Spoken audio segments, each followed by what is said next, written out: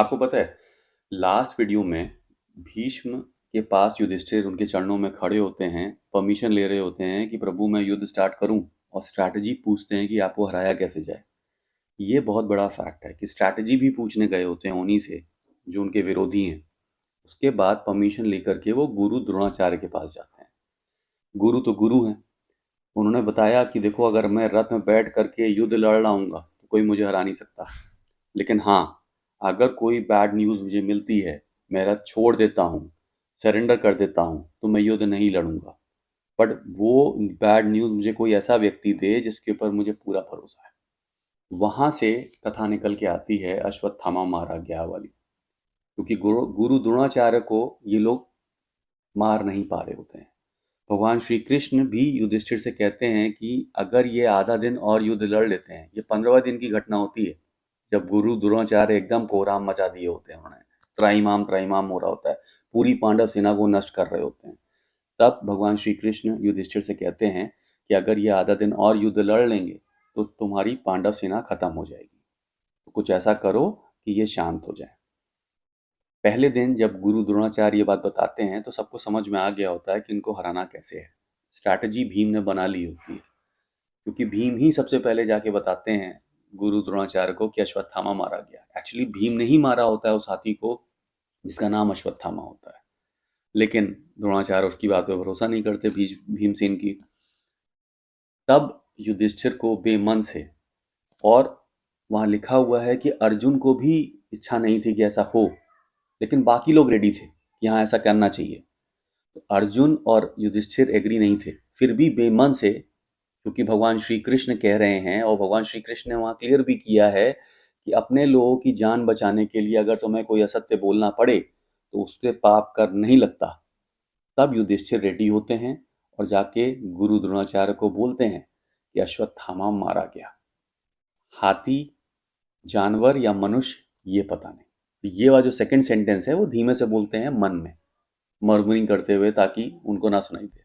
उसके बाद गुरु द्रोणाचार्य सरेंडर कर देते हैं और धृष्टद्युम्न उनका गला काट देता है। इसके बीच में भी एक चीज बताई गई है। जब युधिष्ठिर झूठ बोलते हैं, असत्य बोलते हैं, उससे पहले जो उनका रथ होता था ना, वो 4 उंगली धरती से ऊपर उठ के चलता था।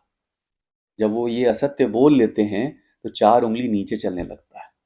और पीछे चलिए, जब गुरु द्रोणाचार्य इतना सब कोहराम मचा रहे होते हैं तो ब्रह्मलोक से सप्त सप्त ऋषियों को उतर के नीचे आना पड़ता है।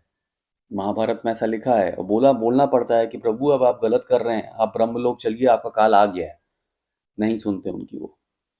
फाइनली जब गुरु द्रोणाचार्य को अश्वत्थामा वाली न्यूज़ मिल जाती है और वो सरेंडर कर देते हैं तो वो ब्रह्मलीन हो जाते हैं, ब्रह्म में अपनी फोकस लगा लेते हैं और अपने प्राण त्याग देते हैं। ये वाली जो घटना है वो 5 लोग देखते हैं, जिसमें अर्जुन है, श्री कृष्ण है, युधिष्ठिर हैं और कृपाचार्य हैं। पांचवा कौन? संजय, जिनको दिव्य दृष्टि मिली हुई थी। तो ये पांचों लोग देखते हैं कि इनकी इनकी जो जो चेतना है वो भगवान विष्णु में पहले ही जा चुकी है।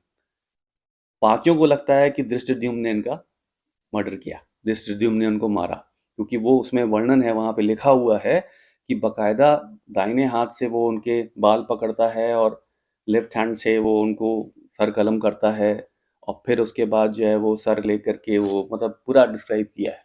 उसका लिखा हुआ है कि भीम बड़े खुश हो जाते हैं कि ऐसे जब दुर्योधन को भी हम लोग मारेंगे, और एकदम गले लगा लेते हैं।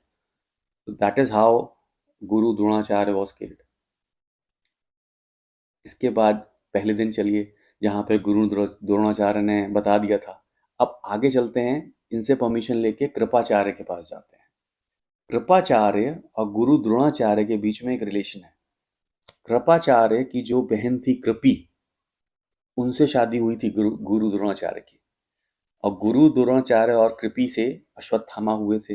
अश्वत्थामा हमारे सनातन धर्म में ये लिखा हुआ है कि अगले मनवंतर में सप्तऋषि होंगे। कृपाचार्य भी आपके चिरंजीवी हैं, अश्वत्थामा भी आपके चिरंजीवी हैं। तो चिरंजीवी हैं तो वहां पे वो क्लियर कर देते हैं कि युधिष्ठिर से कि मैं अवध्य हूँ, तो मेरा वध नहीं कर पाओगे। तो उनसे वो परमिशन लेते हैं, आज्ञा लेते हैं युद्ध लड़ने की, और वो आगे चले जाते हैं मामा शल्य के पास। अब मामा सिर्फ शकुनी ही नहीं थे, मामा शल्य भी थे। वो कैसे अपने पांडवों का फेवर करते हैं वो मैं अगले वीडियो में आप लोगों को शेयर करता हूँ। ये चैप्टर बहुत इंटरेस्टिंग है, सुनते रहिए, देखते रहिए।